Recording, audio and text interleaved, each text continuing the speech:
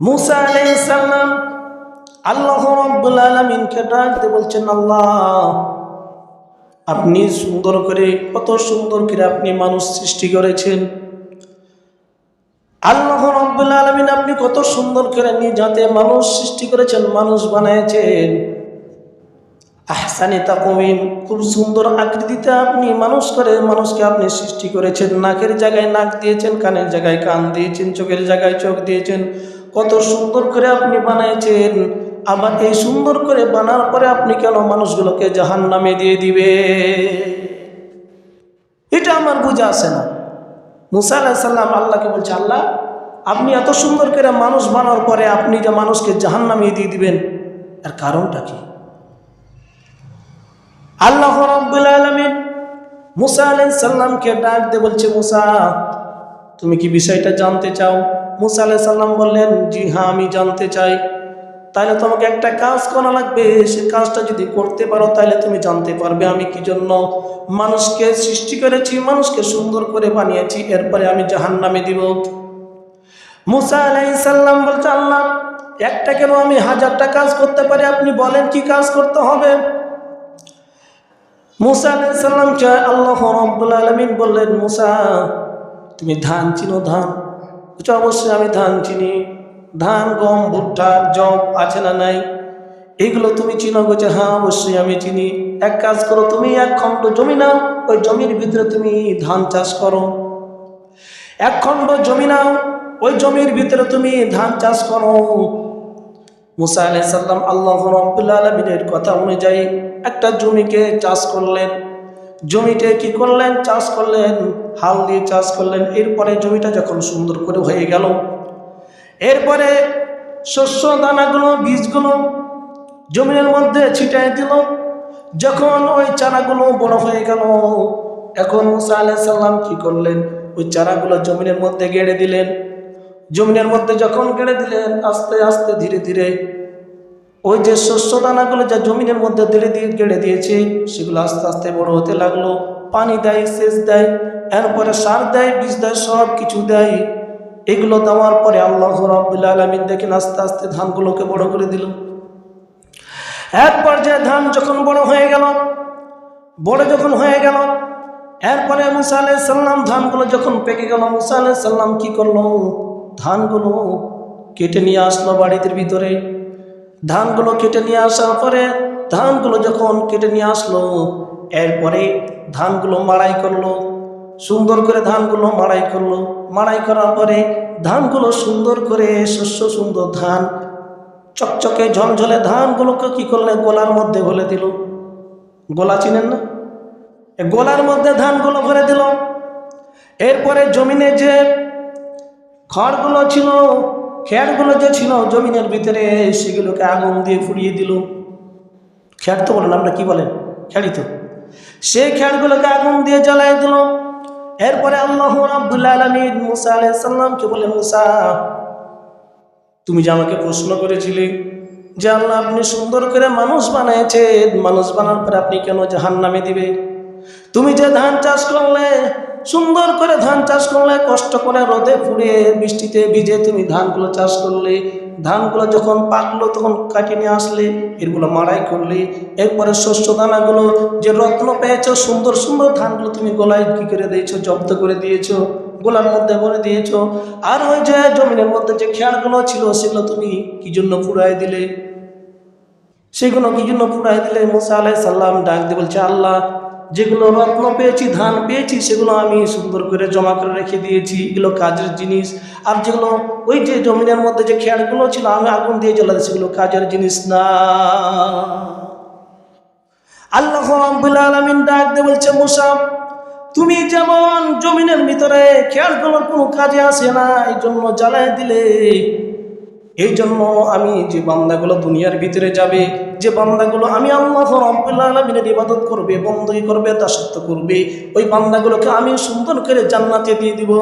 আর যে বান্দাগুলো আমি আল্লাহ রাব্বুল আলামিনের গোলামি করবে না, দাসত্ব করবে না, আমার হুকুম মানবে না, আল্লাহ রাব্বুল আলামিন বলে আমি সেই বান্দাগুলোকে আমি জাহান্নামে দিয়ে দিব। তাহলে দুনিয়ার ভিতরে যারা আল্লাহর ইবাদত করবে, গোলামি করবে, দাসত্ব করবে, করবে, এই সমস্ত মানুষগুলোকে আল্লাহ রাব্বুল আলামিন জান্নাত দিবেন। আর যারা দুনিয়ার ভিতরে হেলায় ধুলে সময়গুলো কাটাই দিবে, এই সমস্ত বান্দাগুলোকে আল্লাহ জাহান্নামে দিয়ে দিবে। এই জন্য আল্লাহ রাব্বুল আলামিন বলেন, ওয়া মা খালাকুতুল জিন্না ওয়াল ইনসা ইল্লা লিয়াবুদুন। আল্লাহ তাআলা বলছেন যে আমি শুধুমাত্র কেবলমাত্র মানুষকে এবং জিন জাতিকে সৃষ্টি করেছি আমার গোলামি আর দাসত্ব করার জন্য, আমার ইবাদত করার জন্য, অন্য কোনো মানুষের গোলামি আর দাসত্ব করার জন্য, আল্লাহ তাআলার গোলামি করার জন্য। এই জন্য আমরা যদি দুনিয়াতে থাকতে চাই, দুনিয়া থেকে আমরা যদি জান্নাত পেতে চাই, জান্নাত যদি আমরা পেতে চাই, আল্লাহর গোলামি করতে হবে, দাসত্ব করতে হবে। আমার বন্ধুগণ, আমার ভাইয়েরা, আল্লাহ রাব্বুল আলামিন বলেন, কিতাবুন আনজালনাহু ইলাইকা লিতুখরিজান নাসা মিনাজ-যুলুমাতি ইলান-নূর। আল্লাহ রাব্বুল আলামিন বলেন, হে নবী, আমি আপনাকে এমন একটা কিতাব দিয়েছি, এমন একটা কিতাব দিয়েছি, এমন একটা গাইড দিয়েছি, এমন একটা বই দিয়েছি, যে কিতাব অনুযায়ী আপনি মানুষদেরকে অন্ধকার থেকে আলোর পথে নিয়ে আসবেন, অর্থাৎ জাহান্নামের পথ থেকে আপনার মানুষকে জাহান্নামের পথ থেকে জান্নাতের পথে নিয়ে যাবেন। আল্লাহ রাব্বুল আলামিন আমাদেরকে কোরআন দিয়েছেন। এই কোরআন দিয়ে আল্লাহ রাব্বুল আলামিন মানুষকে হিদায়াতের পথ দেখাতে চাই, কোরআন দিয়ে জান্নাতের পথ দেখাতে চাই। কিন্তু আজকে আমরা হতভাগা কপাল পোড়া মুসলমান, আমরা কোরআন মানতে চাই না, হাদিস মানতে চাই না। যারা বলে ঠিক কিনা? এই জন্য কোরআন আপনাদের মানতে হবে, কোরআন অনুযায়ী জীবনযাপন করতে হবে। আমার বন্ধুগণ, আমার ভাইয়েরা, বাদশাহ হারুন রশিদকে রোমের রাজা একটা চিঠি লিখলো। বাদশাহ হারুন রশিদকে রোমের রাজা, রোমের প্রেসিডেন্ট চিঠি লিখলো যে, হে বাদশাহ হারুন রশিদ, আপনারা সকলেই জানেন যে আল্লাহ রাব্বুল আলামিন কাউকে জন্ম দেননি, কারো কাছ থেকে জন্ম নেননি। লাম ইয়ালিদ ওয়া লাম ইউলাদ। আল্লাহর কোনো ছেলে নাই, আল্লাহর কোনো স্ত্রী নাই, কেউ নাই। এভাবে কি করলো? ওই রোমের রাজা বাদশাহ হারুন রশিদকে বলল যে, আপনার কাছে আমি একটা চিঠি লিখে পাঠালাম। চিঠিতে হলো, আপনার যে মনে করেন ঈসা আলাইহিস সালাম আল্লাহর নবী, আর আমরা খ্রিস্টানরা মানি ঈসা আলাইহিস সালাম ঈসা হচ্ছে আল্লাহর বেটা। আপনারা মনে করেন, আপনারা বিশ্বাস করেন যে ঈসা আলাইহিস সালাম আল্লাহর নবী। মুসলমান যারা আছে তারা বিশ্বাস করে যে ঈসা আলাইহিস সালাম আল্লাহর নবী, আল্লাহর বেটা না। খ্রিস্টানরা মনে করে যে, তার ধারণা করে, তাদের আত্মবিশ্বাস হলো, খ্রিস্টানরা বলে যে ঈসা হচ্ছে আল্লাহর কি ছেলে। এখন চিঠিতে লিখে দিল, এটা আমরা বহস হবে, একটা আলোচনা হবে, একটা বহস হবে, একটা কনফারেন্স হবে। কোনো কিতাব দিয়ে না, বিবেক দিয়ে, বুদ্ধি দিয়ে, আকল দিয়ে আমাকে বুঝিয়ে দিতে হবে যে, আপনারা যদি বুঝাতে পারেন যে ঈসা নবী আল্লাহর নবী, তাহলে আমরা কালেমা পড়ে মুসলমান হয়ে যাব। আর যদি আপনি বিবেক দিয়ে, বুদ্ধি দিয়ে বুঝাইতে না পারেন যে ঈসা আলাইহিস সালাম আল্লাহর নবী না, আল্লাহর ছেলে, এটা যদি আমরা প্রমাণ করতে পারি, তাহলে আমরা খ্রিস্টানরা বিজয় লাভ করব। এখন এ কথা যখন চিঠিতে লিখে পাঠাইছে বাদশাহ হারুন রশিদের কাছে, বাদশাহ হারুন রশিদ চিঠি দেখে তো তার মাথা ঘুরে গেছে যে এখন এত বড় আলেম কোথায় পাবো, এই বহস করার জন্য কোথায় পাবো এত বড় আলেম। চিন্তায় পড়ে গেল, চিন্তায় খাবার দাবার বন্ধ হয়ে গেল। বাদশাহ হারুন রশিদ কি করলো, চিন্তা ফিকির করতে করতে হঠাৎ করে তার উজির এসে বলছে, হুজুর, আপনি চিন্তা করছেন কেন? আমাদের একজন ফিলিস্তিনে একজন ইমাম আছে, ইমাম আবু ইউসুফ সাফি, ইমাম আবু সাফি ইদ্রিস রহমাতুল্লাহি আলাই, ইমাম আবু ইদ্রিস সাফি রহমাতুল্লাহি আলাই যে ইমাম আছে, তিনি তো বড় আল্লাহর ওলি আর বড় ইমাম, সুতরাং তিনাকে আপনি চিঠি লিখে পাঠান। এই কথা যখন বলেছে, তখন বাদশাহ হারুন রশিদ চিঠি লিখে পাঠায় দিলেন। ইরাক থেকে চলে যাবে ফিলিস্তিনে, হাজার হাজার শত শত মাইল দূরে। বাদশাহ হারুন রশিদ যখন চিঠি লিখে পাঠিয়ে দিলেন, চিঠি পড়ার পরে ইমাম সাফি ইদ্রিস রহমাতুল্লাহি আলাইহি কি করলেন, চিঠিটা পড়লেন, এরপরে চিঠিতে উত্তর লিখে পাঠালেন, ঠিক আছে আমি আপনাদের কনফারেন্সে আসবো, আপনি আমাদের বহসে আসবো, কিন্তু বহসটা হইতে হবে জোহরের নামাজের সময়, জোহরের নামাজের পরে। এটা আমার শর্ত। দিন ঘনিয়ে আসলো, দিন যখন ঘনিয়ে আসলো বহস হবে। খ্রিস্টানরা দাবি হলো যে আমাদের খ্রিস্টান দেশে বহস হবে না, তোমাদের মুসলমান দেশে বহস হবে। আর বহসটা হবে একটা নদীর তীরে। ইমাম আবু ইদ্রিস শাফি রহমতুল্লাহ আলাইহি বলছেন যে এই যে বহসটা হবে দাজলা নদীর, ইরাকের দাজলা নদীর তীরে, ইরাকের দাজলা নদীর। দিনটা ঘনিয়ে আসলো। ইমাম আবু ইদ্রিস শাফি রহমতুল্লাহ আলাইহি চলে আসলেন। সমস্ত মানুষ, পৃথিবীর সমস্ত রাষ্ট্রের মানুষ এসেছে। এটা একটা ছোট্ট বিষয় না, একটা বড় বিষয়। কি বিষয়? খ্রিস্টানরা বলে ঈসা আলাইহিস সালাম আল্লাহর ছেলে, আর আমরা মুসলমানরা বলি ঈসা আলাইহিস সালাম আল্লাহর নবী। এটা প্রমাণ করতে হবে। তারা প্রমাণ করবে যে ঈসা আল্লাহর বেটা, আর আমরা প্রমাণ করব না ঈসা আল্লাহর নবী। এর বিশাল বড় একটা চ্যালেঞ্জের ব্যাপার। আমার বন্ধুগণ, আমার ভাইয়েরা, দিন ঘনিয়ে আসলো, সময় যখন হয়ে গেল, বহস শুরু হয়ে যাবে, আলোচনা শুরু হয়ে যাবে। দেখলেন যে ইমাম শাফি রহমতুল্লাহ আলাইহি চলে আসলেন। জোহরের নামাজের সময় হয়ে গেছে। তখন তিনি বাদশাহ হারুন রশিদকে বলতেছেন যে বাদশাহ, আমাকে একটা আপনি জায়নামাজ দিন, আমি আগে জোহরের নামাজটা আদায় করবো, এরপরে আমি বহস করব তাদের সঙ্গে। জায়নামাজটা নিয়ে দজলা নদীর পানির ভিতরে যখন জায়নামাজটা বিছায় দিলেন, বিছায় দিয়ে যখন দিলেন, এরপর জায়নামাজের উপরে দাঁড়ায় গেল। নদীর পানির উপরে জায়নামাজ বিছায় দিলেন, জায়নামাজের উপরে দাঁড়ায় গেল। জায়নামাজটা ডুবে না, পানি উঠে না, ভিজে না। জায়নামাজে দাঁড়িয়ে দাঁড়িয়ে আমার বন্ধুগণ, আমার ভাইয়েরা, জোহরের সমস্ত জোহরের নামাজটা তিনি আদায় করলেন। 12 রাকাত নামাজ আদায় করলেন। এই দৃশ্য এক নয়, দুই নয়, কোটি কোটি মানুষগুলো দাজলা নদীর তীরে যায় দৃশ্য দেখতে লাগলো যে ইমাম ইমাম শাফি রহমতুল্লাহ আলাইহি কি করলেন, নামাজ পড়তেছেন। এই দৃশ্য দেখে সমস্ত মানুষ অবাক হয়ে গেল। দৃশ্য দেখে অবাক হয়ে গেল যে একটা মানুষ কিভাবে পারে নদীর উপরে জায়নামাজ বিছিয়ে দিয়ে নামাজ পড়তে। আমরা পারবো কি নদীতে এই জায়নামাজ বিছিয়ে দিয়ে নামাজ আদায় করতে? পারবো না। ওই ঈমান আছে কি? ওই আত্মবিশ্বাস আছে কি? নাই। ইমাম শাফি রহমতুল্লাহ আলাইহি যখন জোহরের নামাজ শেষ করে দিল, শেষ করার পরে এখন বলতেছেন যে দেখো খ্রিস্টানরা, তোমরা যারা এসেছো, তোমাদের যত গবেষক কবি নিয়ে এসেছো, যত মানুষ নিয়েছো, যতগুলো নিয়ে এসেছো, তোমাদের যত পণ্ডিতগুলো নিয়ে এসেছো, আসো। আমি ইমাম শাফি রহমতুল্লাহ আলাইহি বলতেছি, আজকে বহস ওই দাজলা নদীর তীরে হবে না, আজকে বহসটা হবে নদীর উপরে। আসো, তোমরা যে বিশ্বাস করো যে ঈসা আলাইহিস সালাম আল্লাহর ছেলে, তাহলে আসো তোমরা প্রমাণ করো। আমিও প্রমাণ করবো যে ঈসা আল্লাহর ছেলে না, ঈসা আল্লাহর নবী। সুতরাং আজকে তোমরা আমার সঙ্গে বহস করবে নদীর পানির উপরে।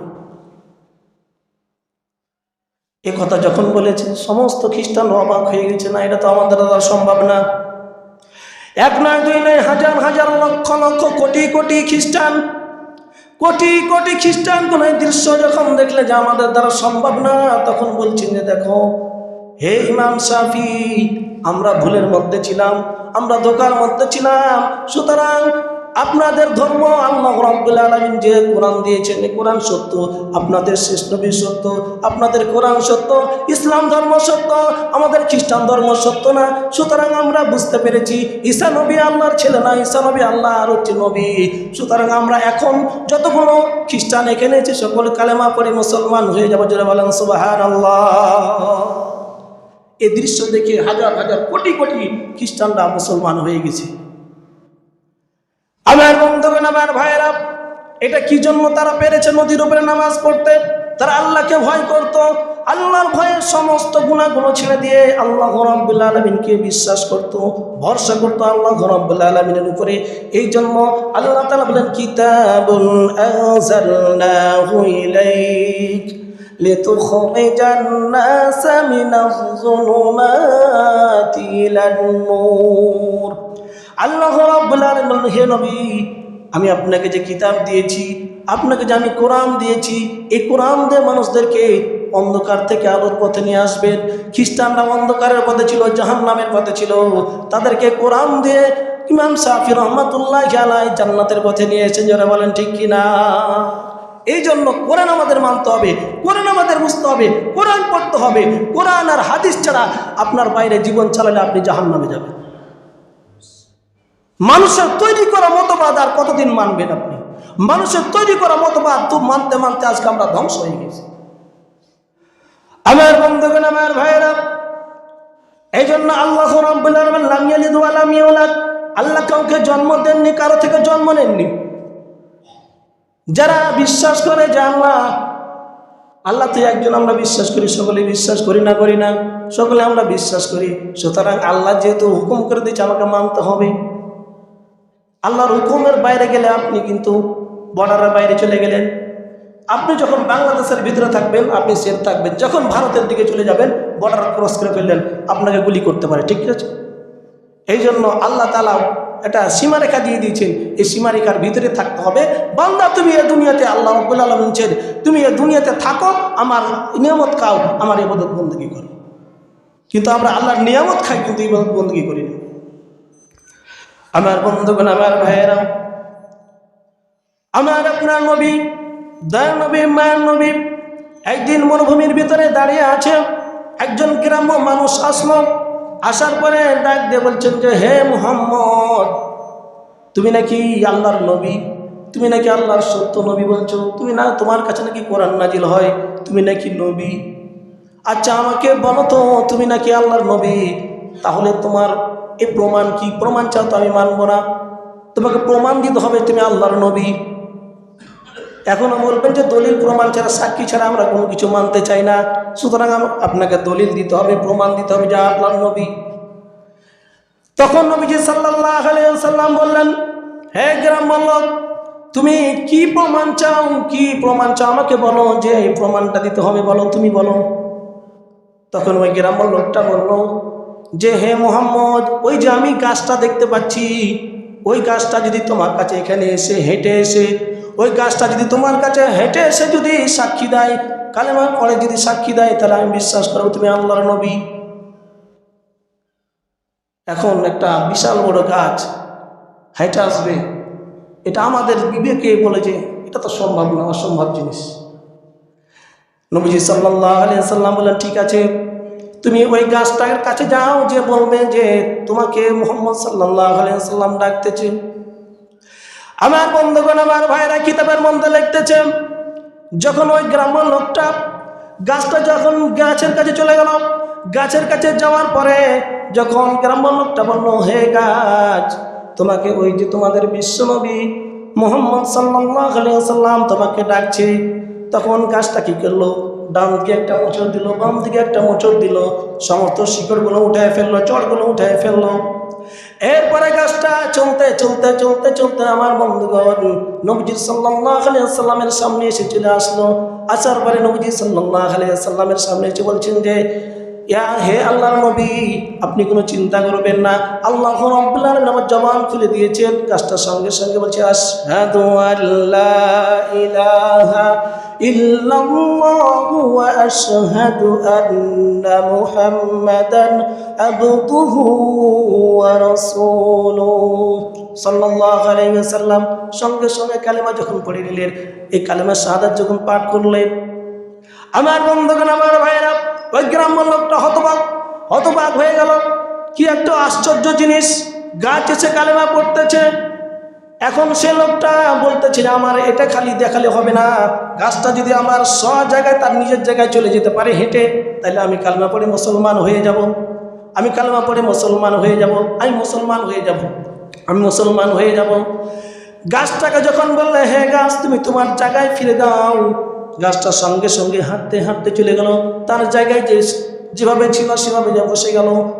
যারা বলেন সুবহানাল্লাহ।